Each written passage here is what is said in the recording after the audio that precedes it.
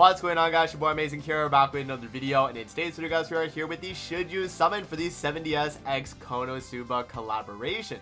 We're gonna be going over all three of the characters, guys, and then letting you guys know whether or not you're gonna be worth summoning on the banner based on the actual banner itself, the characters, and then also what's upcoming in terms of banners that you might want to actually save for instead. So if you guys do enjoy videos like this, man, definitely make sure to hit that like button and subscribe as we are on to that 54,000 subscribers. Yeah, I definitely do appreciate the support on the channel, guys. We've been growing a ton, and yeah, with that out of the way, let's hop in and let's get into the characters here. So what we'll do is we'll start with Aqua here. We'll go over her kit, then we'll go over Megumin, then Darkness, and then from there we'll talk the banner. So starting out with Aqua here, guys, Useless Goddess. For every one applicable ally participating in the battle, their basic stats increase by 5%, and the hero's damage taken decreases by 10%. Applicable allies being Goddesses, Megumin, and Darkness. Now, for each attribute of allies that is unique at the start of the battle, the hero's basic stats is going to increase by 5%. And at the start of the battle, when an applicable ally uses a skill, they gain Blessing Lake for 2 turns. Now, Blessing Lake is going to be all stats plus 10%, and then damage taken minus 30%. Now, it also removes Blessing Lake from self and gains the Dice of Fate at the start of the ally's turn. Now, Dice of Fate is going to use Clear Stream skill according to the number of dice, 1 to 3, then the effect is removed. And if the hero uses a recovery skill to remove debuffs from self, the hero and applicable allies with attributes different from the hero are granted the Divine Purification for 2 turns at a limit of once. And Divine Purification is going to be revives at 50% of maximum HP upon dying, and the effect is removed after reviving and does not revive dying from reflected damage. So that is going to be the passive right there. Now moving on to these skills, guys, we have Water Attack, which inflicts clear stream damage equal to 500% of attack on one enemy. 3 times Pure Straight increase, damage dealt plus 100% while Dice of Fate is active, and applies freeze on the target for 1 turn. And when dealing damage with while Dice of Fate is active. Right, and then moving on to the second skill here, the Healing Zone removes debuffs from all enemies and heals them for 300% of attack, then rejuvenates for 2 turns. Rejuvenate is additional recovery equal to 60% of the recovered HP at the beginning of the turn.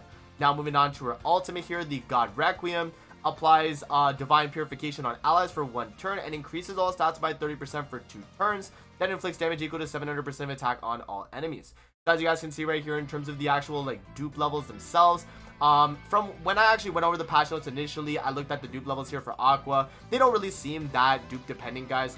You do gain the Divine Purification on the ultimate at 2 out of 6. That's probably the main dupe that's important, but everything else I feel like is not as important here, because you are getting, I guess, the all stats is a little bit going from 10% to 30, and then the Blessing Lake damage taken decrease is going to go from 10 to 30 as well. So yeah, I feel like it's not as much of a difference versus some of the other characters dupes and all that, but I do think that if you are able to get the 2 out of 6 for the Divine Purification on the ult, I think that's still good, and you also do have it in the passive already anyway. So yeah, I mean, there is still fairly good viability with that regardless. So that's gonna be Aqua right there. Moving on to Megumin, we have the Arch Wizard. For every 1 applicable ally participating in the battle, all stats of the hero increase by 5% and damage taken decreases by 15%. Applicable allies being Human, Aqua, and Darkness. Now you gain the Crimson Demon Tradition for 3 turns at the start of the battle, and Crimson Demon Tradition is going to be attack related stats plus 10%. With each elapsed turn, resets attack related stats and reapplies the effect when removed. Now gains Magic Deployment for 2 turns at the start of the ally's turn, limit of once. Magic Deployment is going to be immune to Ultimate Move Gauge decrease and fills the Ultimate Move Gauge by 1 orb when the hero uses a skill. And if the hero has kept the ultimate move for 1 turn from the start of the ally's turn, the hero gains Mighty Explosion for 3 turns, which Mighty Explosion is going to be attack related stats plus 30% and ultimate move damage dealt plus 200% as well. Now also increases the hero's damage dealt to enemies who have their ultimate moves by 100% as well. And then if the hero's HP becomes 0, all of the hero's ultimate move gauge orbs are consumed to heal the hero for 100% of the maximum HP limit once. And the hero dies if there are no orbs in the ultimate move gauge, and ultimate move gauge is consumed even when Magic Deployment is active. That's going to be the passive right there. Now moving on to these skills, we have Staff Attack, removes stances from 1 enemy and inflicts Power Strike damage equal to 500% of attack. Power Strike is additional damage equal to enemy resistance. And then we have Firebomb here, which inflicts blowout damage equal to 450% of attack on all enemies and causes explosion for 1 turn. Blowout's going to be 2 times critical chance. Critical damage plus 60% for every 1 orb in the target's ultimate move gauge when using a skill, limit of 5. And then explosion is going to be additional damage equal to 200% of the damage dealt after a certain number of turns. And then for the ultimate here, guys, Explosion removes buffs and stances from all enemies, inflicts damage equal to 1000% of attack, removes 1 orb from the ultimate move gauge of the enemies with 4 or more orbs, and then becomes Drained, which Drain is going to disable skills other than ultimate move for Megumin herself. Now, what happens is once Megumin is drained, her passive changes to this here, where additionally the hero's ultimate move gauge fills by 1 orb when moving or combining skills, and then the ultimate itself is going to remove Drain from the hero, and that's all it's going to do. So yeah, in terms of the actual like dupe scaling here for Megumin, guys, I would say hers is a lot more dupe dependent than the other characters, mainly because of the fact that, you know, you're not going to be getting the Mighty Explosion damage dealt until you're at 2 out of 6. I feel like that part is not really as crazy in my opinion, but the thing that matters the most in my opinion is going to be the actual percent of attack. This is a massive discrepancy, going from 500% to 1000% at 6 out of 6. That's insane. You literally double your damage from 1 out of 6 to 6 out of 6. So yeah, I mean, just bear that in mind, guys, that your ultimate at 1 out of 6 might not be nuking everyone, and that's something that you might want to actually, you know, invest in dupes on Megumin if you do want to be able to do that. Now, moving on to the final character of the collaboration, guys, Crusader Knight Darkness. So let's hop into the passive here. For every 1 applicable ally participating in the battle, the hero's defense-related stats increase by 20%, and max HP increases by 15%. Applicable allies being humans, Aqua, and Megumin. Gains Decoy at a 1-star level for the actual stance at the start of the battle, and gains Noble Sacrifice for 3 turns at the start of the battle. Noble Sacrifice being defense related stats plus 30%, and damage taken minus 50% for applicable allies other than self, and the hero's damage taken increases by 20%. Now, gains Divine Pain at the start of the battle. Divine Pain is going to increase the hero's defense related stats by 10% up to a maximum of 50, and when taking damage from an enemy's skill, heals applicable allies by 50% of the hero's final damage taken directly, and then applies Nightly Oath on applicable allies for 3 turns whenever the hero uses a dispersion skill, and Nightly Oath is going to be basic stats plus 10%, and it stacks up to 3 times. That's going to be the passive. Now, moving on to the skills here, guys, we have Aichanju, decreases the hero's damage taken by 100% for 3 turns, then inflicts dispersion damage on 1 enemy at no % damage. So dispersion is the skill results in a miss, ignoring the block effect. Now, moving on to the second skill, the Decoy assumes a stance which taunts enemies for 2 turns when an ally is attacked, decrease their final damage taken by 50%, and the hero takes 15% of the reduced damage for them. Final damage decreases the highest value takes effect if there are multiple of the same buff effect. And then for the ultimate here, guys, Knight Exemplar removes debuffs from all allies, then grants debuff immunity and HP related stats plus 30% increase for 3 turns. So yeah, and then in terms of the dupes here for Darkness, guys, I feel like Darkness is the her and Aqua are less dupe reliant. Megumin definitely is the most dupe reliant character of the 3. And yeah, I mean, as you guys can see right here, the Noble Sacrifice decreased damage taken goes from 30 to 50, which is only about a 20% difference. And then the amount you're healing as well is going from 30 to 50 as well, which is, you know, it's fairly big. I mean, 50% healing at the start of the turn is really good, but like 30% is still a very, very good amount considering, you know, that's the 1 out of 6 amount you're getting. So I think Darkness is probably the most free-to-play friendly character of the bunch. But then again, she literally has no damaging skill in her kit, right? So there is that as well. So yeah, guys, with that being said, should you summon on the Konosuba collaboration banner? Now, looking at the banner itself and basing it just off of what the character kits are doing, Aqua, Megumin, and Darkness are going to be a very good comp together. Now, I do think that Aqua will also be very good on Goddesses, and I think that, you know, even though Darkness does no damage, she actually could be a very good taunt unit for like a human team or even the Konosuba team itself.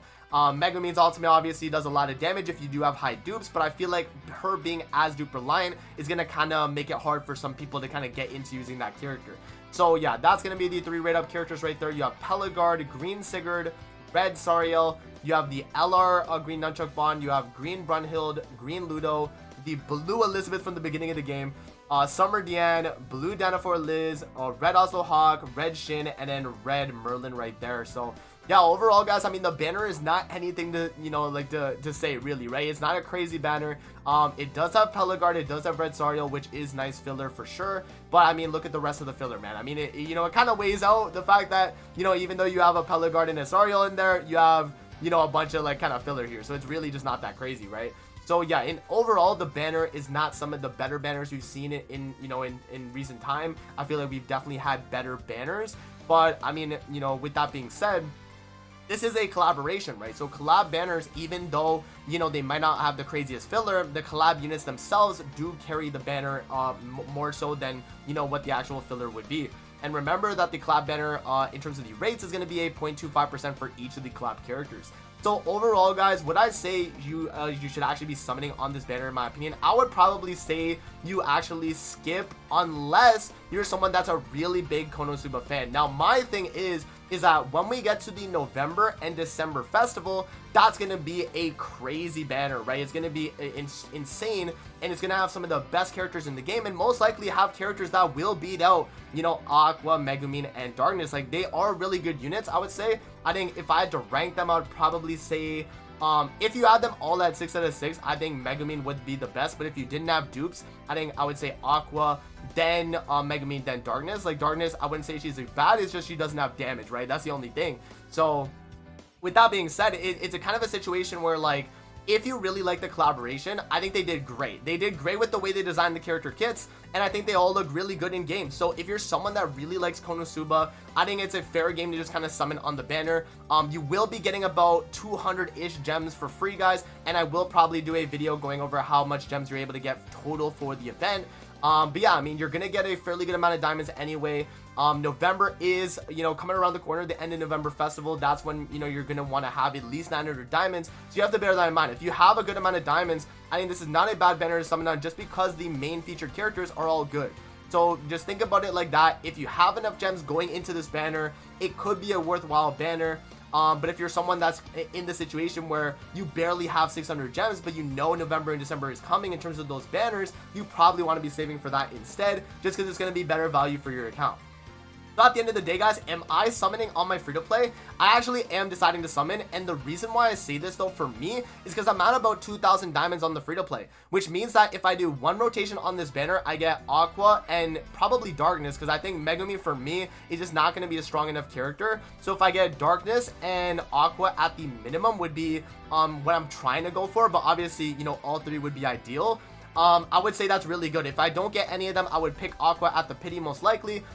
I think in terms of like all the characters here, I think she has the longest viability, just for the fact that, you know, she can be run with goddesses and also with the, you know, the Konosuba team themselves. And she also is a light attribute character too, which is pretty crazy. So yeah, I think she'll be really, really good in terms of that sense. But I do see the value in Darkness, where she's able to give you like a ton of like healing for your like human team, or even like a Konosuba team. So yeah, like each of the characters do have value, and so that's something where I'm like, okay, on my main account or my free-to-play, I have a fairly good amount of diamonds. I'm at about 2,000 diamonds, so I think it's not a bad idea for me to do, you know, at least one rotation, try my luck, see if I'm able to get all three. If I'm not able to get all three, I'll just go for my one copy of Aqua, and then we'll just kind of dip out the banner. It is what it is, you know. Whenever we do get the rerun, I'll be able to pick them up on that time. So that's pretty much my mindset right now, guys, for the free-to-play. But again, that's because I have 2,000 diamonds. If I did not have 2,000 diamonds, I'm probably skipping this banner, and I'm saving for the November and December festivals. So let me know what you guys think in the comment section below. But that is going to be it for the video. I hope you guys did enjoy, and I'm gonna see you guys on the next one, man. Peace out. Have a great rest of your day, guys. See you later, man.